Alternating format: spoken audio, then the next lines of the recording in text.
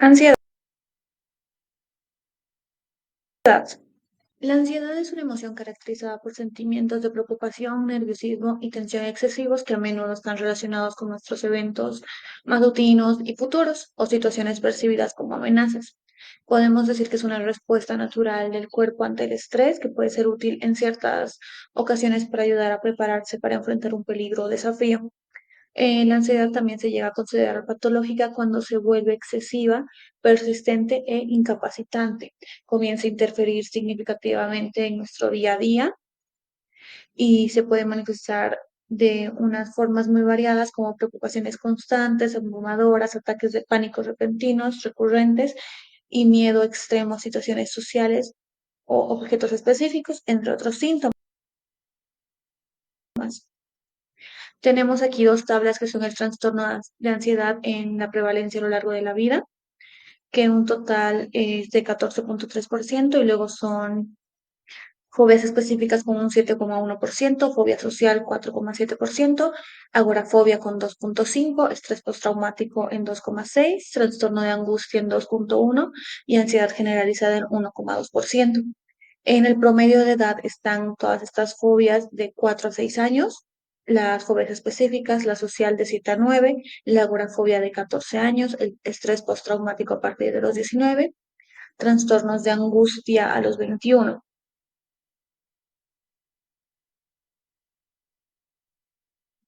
El trastorno de ansiedad. Los trastornos pueden caracterizarse por trastorno de ansiedad de separación, mutismo selectivo, fobia específica, trastorno de ansiedad social o fobia social, agorafobia, trastorno de pánico, trastorno de ansiedad generalizado y es inducido por sustancias o medicamentos o debido a otras condiciones. Podemos ver en la imagen los síntomas que pueden incluir, que son sentirse inquieto, herido, tener problemas para dormir, sentirse muy cansado, tener dolores de cabeza, musculares, de estómago sin alguna explicación, sudoración excesiva.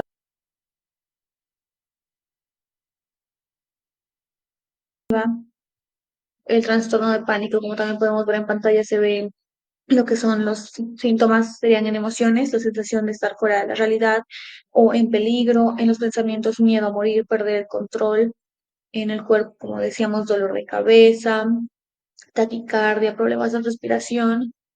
El trastorno de pánico es una condición caracterizada por la aparición repentina de ataques de pánico recurrentes e inesperados. Los ataques están acompañados de muchos síntomas físicos, como ya dijimos, palpitaciones, sudoración, disnea, temblores.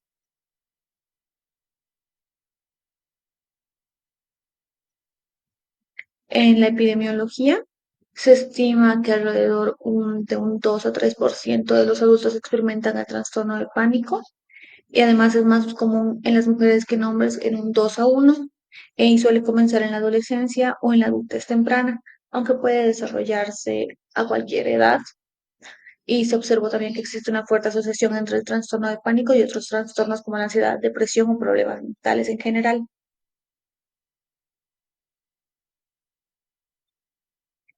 El cuadro clínico es caracterizado principalmente por la aparición repentina de los ataques de pánico recurrentes e inesperados. Esos ataques de pánico están acompañados con una serie de síntomas físicos como palpitaciones, taquicardia, sudoración excesiva, temblores, sensación de ahogo, opresión en el pecho.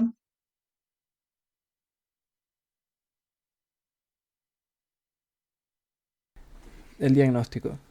Se harán preguntas relacionadas con la forma como el paciente interpreta los síntomas, como ¿ha sentido que le baja la presión, le baja el azúcar? Y acerca de los síntomas físicos propiamente dichos, como durante la noche se despierta con miedo, palpitaciones o falta de aire. Al manejar siente algún malestar físico, ha tenido la sensación de que se va a desmayar. Posteriormente se debe preguntar acerca de las molestias físicas y psicológicas características del trastorno.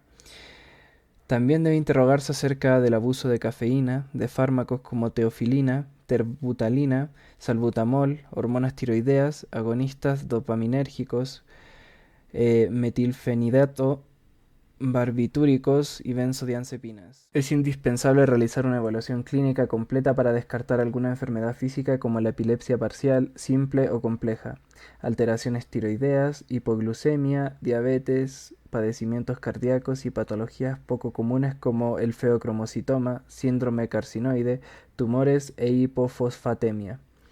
De manera rutinaria se debe solicitar biometría hemática, química sanguínea, examen general de orina y pruebas de función tiroidea.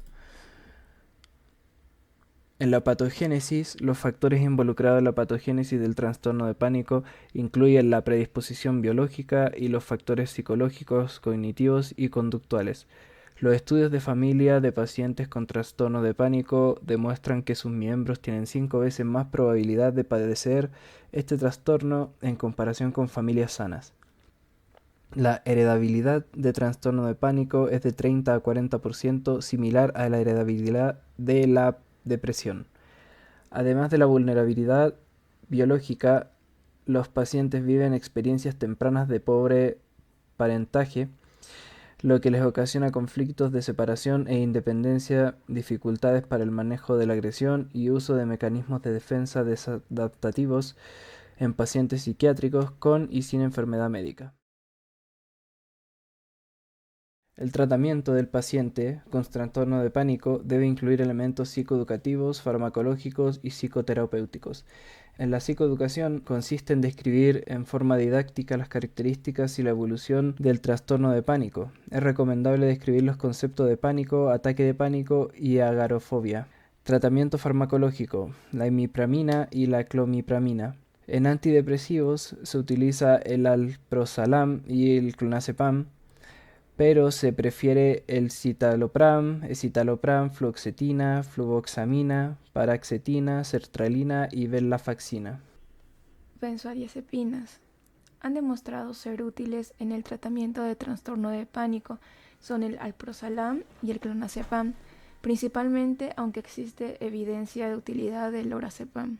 La dosis diaria de alprazolam oscila entre 1 a 4 miligramos, aunque puede usarse hasta 8 miligramos. La dosis habitual del clonazepam es de 4 miligramos al día. Puede administrarse en forma conjunta con un antidepresivo a las dosis indicadas por un periodo de 2 meses y luego retirarse poco a poco. Tratamiento psicoterapéutico. Los mismos pacientes con trastorno de pánico describen pensamientos de peligro inminente durante la crisis de pánico, y los que se asocian a sensaciones corporales sustentan al modelo cognitivo del trastorno de pánico. Otras evidencias que apoyan este modelo son: tanto los pacientes como los sujetos normales experimentan las mismas sensaciones corporales cuando se administra lactato de sodio. La terapia cognitiva hace remitir a los ataques de pánico a través de cambiar las interpretaciones catastróficas por formas de pensar más racionales. Trastorno de ansiedad generalizada. Esta apareció por primera vez dentro de la nosología psiquiátrica en 1980. Muchos estudios sugieren que este trastorno es frecuente en la población en general y tiene un curso crónico que limita en forma importante el funcionamiento psicosocial de la persona.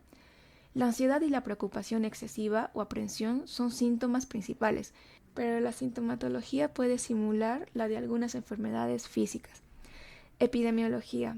En México, la prevalencia del trastorno de ansiedad generalizada a lo largo de la vida es de 1.2% y afecta al 1.6% de las mujeres y solo 0.1% de los hombres.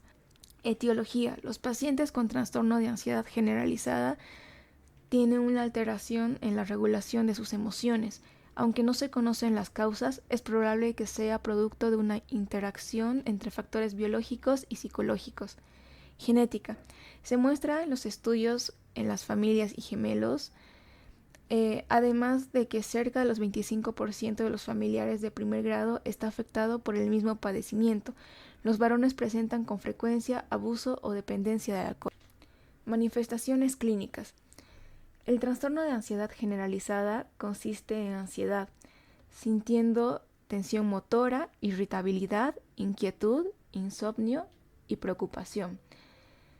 Existen síntomas de tensión motora como temblor, inquietud, fatiga, calambres, dificultad para relajarse, Dolor de cabeza, la hiperactividad autonómica consiste en la falta de aire, sudoración, palpitaciones y molestias gastrointestinales. Diagnóstico. Debe diferenciarse de algunos trastornos cardiovasculares, como son la anemia, cardiopatía isquémica, insuficiencia cardíaca, hipertensión, pulmonares como el asma, los neurológicos como la epilepsia, enfermedad de Meniere, esclerosis múltiple, tumores del sistema nervioso central. Los endocrinos como la enfermedad de Addison, síndrome de Cushing, síndrome carcinoide, diabetes e hipoglucemia. Tratamiento. El tratamiento farmacológico. El tratamiento apropiado para el trastorno de ansiedad generalizada, a las benzodiazepinas en general, el anticonvulsivante preglavina, los antidepresivos inhibidores selectivos de la recaptura de serotonina, escitalopram y paroxetina, y a los antidepresivos duales venlafaxina y duloxetina. Aunque la duración del tratamiento puede ser de 6 a 12 meses, en ocasiones debe extenderse mucho más tiempo, ya que el 25% de los pacientes puede recaer en el primer mes después de haberlo suspendido. Antidepresivos inhibidores selectivos de recaptura de noradrenalina y serotonina. La venlafaxina de la liberación prolongada está indicada en todos los trastornos de ansiedad y el TOC. En los ensayos clínicos controlados que demuestran su utilidad con dosis de 75 a 225 miligramos al día, se observa una mejoría en cerca de los 70% de los pacientes. En trastornos de ansiedad social, la prevalencia mexicana es inferior a la estadounidense con una diferencia de 4.7 a lo largo de la vida y el 12% a lo largo del estadounidense. La diferencia de género también influye. Las mujeres son mucho más afectadas que los hombres, 2 veces más. Al inicio de la vida, mayormente no tenemos estos problemas y a principios de la adolescencia suelen manifestarse. Por ende, los aspectos sociales y vocacionales son afectados por esto. La comorbilidad es una fobia que puede existir con otros trastornos, con trastornos de pánico, depresivo mayor, y esto también va a tener relación con bulimia nerviosa y otros trastornos de disforia corporal, aumentando su gravedad de los síntomas. En etiología, la asociación cinética, si algún familiar tuvo este trastorno de ansiedad social, es más frecuente que su familiares tengan. Los gemelos monocigóticos es mayor que los disegóticos, sugiriendo comportarse genéticamente. Los neurotransmisores SORES se crean la hiperactividad neurogenética o la disfunción dopaminérgica en el cerebro pueden estar involucrados. Manifestaciones clínicas. Pueden existir dos formas de presentarse. La angustia en la ejecución, que implica el miedo a situaciones específicas como hablar en público, puede afectar a ciertas áreas visuales, también en la vida profesional del paciente y la ansiedad, la fobia social generalizada, que es una condición crónica altamente incapacitante para el paciente en situaciones sociales. La característica primaria es el miedo intenso e irracional a ser objeto de burla o crítica de las demás personas en situaciones sociales. Y los síntomas más comunes es el miedo a diversas situaciones sociales, como conversar con gente nueva, hablar en público, comer o beber en un restaurante, eh, entre otras cosas.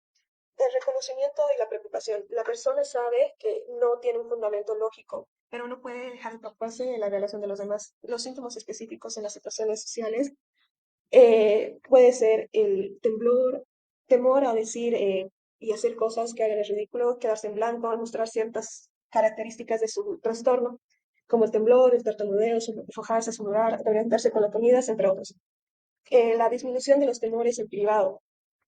Estas van a desaparecer cuando la persona esté sola o tenga la certeza que nadie está observándola y eso explica la fobia, el nombre de fobia social. El diagnóstico según el APA. Tenemos el miedo y ansiedad en situaciones sociales. Puede presentar miedo, ansiedad en situaciones sociales comunes, interactuar, conservar, comer en público, hablar en público, inseguridad y temor de ser notado nervioso. tienen miedo de que otro nerviosismo, que se lleven a situaciones, o sea, si experimentar una ansiedad intensa interactuar entre otros. La evolución, perdón, es el inicio y el uso. El trastorno de la ansiedad suele comenzar a los 14 años y puede llegar a ser crónico, afectando a la vida académica, laboral y así como las relaciones interpersonales. La evolución en las personas tímidas, crean las personas tímidas, pueden desarrollarse gradualmente desde la niñez o en la adolescencia y en casos que pueden seguir, eh, va a tener una experiencia humillante en público. Pues puede ser generalizado, afectando todas las interacciones sociales o específico, limitarse a situaciones como hablar en público. En tratamiento podemos tener dos alternativas que son altamente relacionadas, que puede ser la psicoterapia y el tratamiento farmacológico. En la psicoterapia nos va a ayudar a enfrentar situaciones que tenemos miedo y situaciones de relacionamiento social. Por ejemplo, esta se llama como si estuvieras hablando con el esqueleto. O sea, yo capaz puedo decir, salgo y veo a cierta persona y digo, le voy a saludar. Y una persona sin este trastorno diría, hola, ¿cómo estás? Pero esta otra persona va a decir, si le digo hola, ¿cómo estás? Capaz me dice, ay, hola, ¿qué te pasa? Eres un tonto, ¿por qué me hablas? No me interesa hablar contigo. Entonces es como si se estuviera conversando a sí mismo y tiene un alto miedo de seguir hablando con las personas y se vuelven prohibidos. En tratamiento farmacológico, los antidepresivos inhibidores selectivos de la recaptación de serotonina. También tenemos las benzodiazepinas como el clonazepam y en casos graves podemos darles antidepresivos inhibidores de la monoaminoxidasa. Y los beta bloqueadores son útiles para la angustia que tienen. En cuanto a fobias específicas, tenemos lo que es, primeramente, los pacientes sienten miedo intenso y persistente a situaciones, objetos específicos. Tenemos como la claustrofobia o la acrofobia. En cuanto a la epidemiología, esta usualmente afecta al 9,8%, usualmente más, en lo que serían los varones, aunque también está presente en la niñez, todo dependiendo del tipo de fobia. En cuanto al cuadro clínico, en cuanto al cuadro clínico, el paciente con fobia usualmente va a mostrar el temor o un miedo excesivo irracional a un objeto o situación. Cuando se expone al objeto temido, también va a experimentar lo que es la gran ansiedad, a pesar de que no tiene razón para experimentar temor. Usualmente prefiere evitar. En cuanto al tratamiento, tenemos primeramente la terapia conductual, en el cual podemos hacerlo desde la desensibilización sistemática, que consiste en entrenamiento y relajación combinado con la exposición gradual a lo que es el objeto del tema o a la situación. En cuanto al modelamiento, pues usualmente el terapeuta se expone al objeto y tratando de dar un ejemplo del por qué no debe tener miedo. En cuanto, también tenemos algo que son algunos fármacos para tratar lo que son las fobias específicas, tanto como la paroxetina y el escitalopram, que usualmente se usa para lo que son las fobias específicas. En cuanto, en cuanto a los trastornos de ansiedad debido a las enfermedades médicas, primeramente tenemos las manifestaciones condicionadas por la enfermedad orgánica. Usualmente estas son trastornos de ansiedad que pueden estar asociados como a una enfermedad orgánica. En cuanto a algunas de sus características incluyen lo que son los ataques de pánico o ansiedad. También tenemos lo que es la enfermedad diagnosticada que se asocia al inicio de los signos. Y también la enfermedad orgánica también ocasiona lo que es la ansiedad a través de un mecanismo fisiopatológico. En cuanto a la epidemiología, usualmente la prevalencia del trastorno depende de lo que es la enfermedad. Y usualmente la ansiedad es común en pacientes con padecimientos tanto neurológicos, endocrinológicos o cardíacos.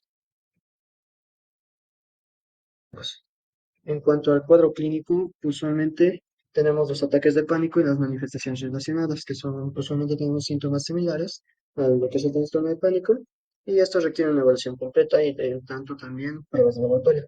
En algunos ejemplos tenemos lo que son, también incluye lo que son lesiones en las en regiones temporolímbicas, cardiomiopatía o en alguna enfermedad pulmonar obstructiva.